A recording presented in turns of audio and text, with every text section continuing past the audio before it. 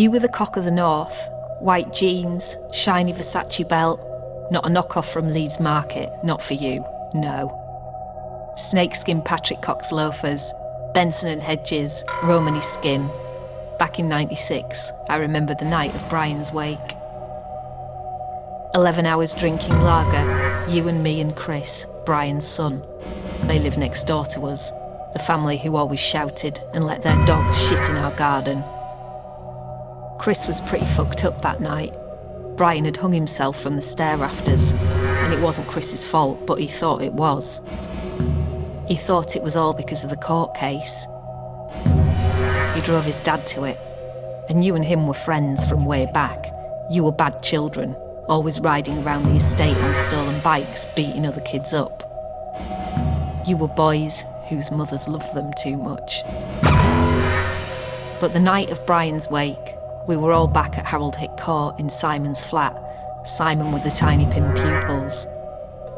We listened to What's the Story Morning Glory, all of us stinking from daytime drinking, and you and Chris were being boisterous, teasing each other. I went for a piss in the dirty bathroom, and when I came back, you and him were fighting on the carpet.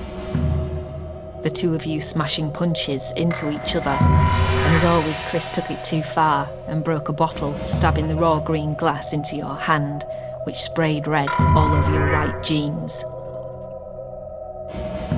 You were yelling at him and the rest of the lads had to pin Chris down. He said he was going to fucking kill you.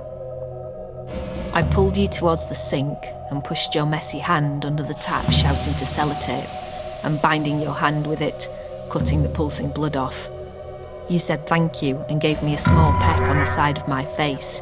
Then a few of the lads got out small Sealy bags and started smoking brown powder off tin foil, like an origami bird, all silvery and bright in the dark, doomy flat.